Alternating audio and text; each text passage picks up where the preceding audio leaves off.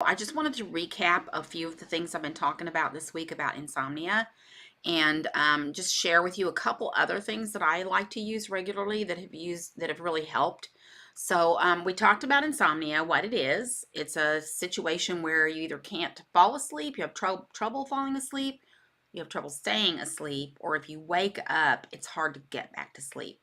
So there's the causes for insomnia can be anywhere from a chronic disease issue like restless leg syndrome, obstructive sleep apnea, um, different things like that, or it can be a stressor of some kind, anxiety, depression, PTSD. You just can't turn your brain off at night when it's time to go to sleep. So those are the causes of insomnia.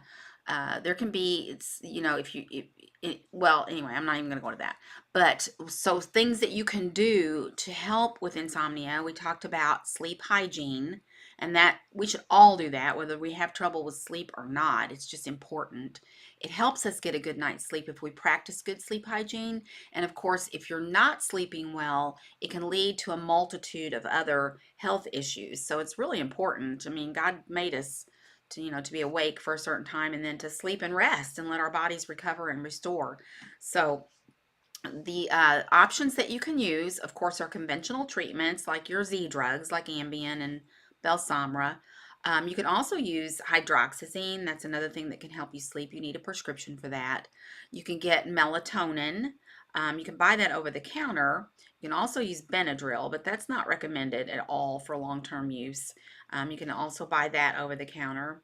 You can use essential oils, and this is my favorite of all times. Ooh, I have a trouble with this. Is like the time that I had to do a surgical rotation, and the doctor, who was not a very nice surgeon, um, had me like doing the camera. So we were doing, I don't know, we were looking around in the abdomen to find, where the bleeding was at or something.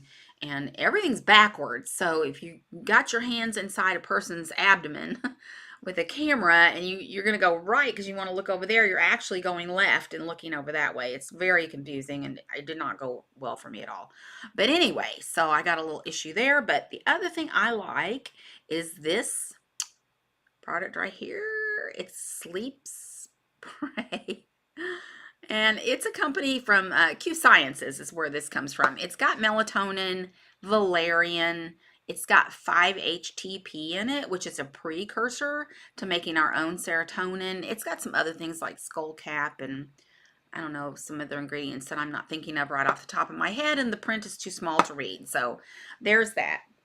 And of course, the other thing is using CBD. You can get that in an oil, a tincture, or a flower if you want to dry herb vaporize that.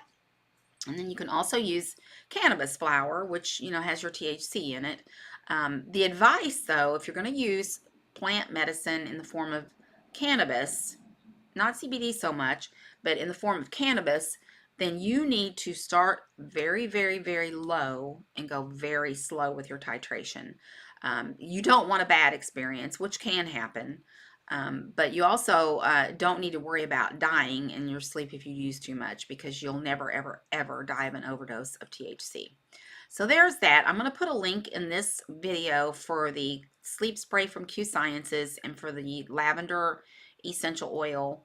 And I got a couple other links for some other CBD products that I'll go ahead and throw in there as well. So, and again, if you want a cannabis coach, I'm your girl. I got it. So I will talk to you later. You guys have a great rest of your day and a wonderful weekend. See ya.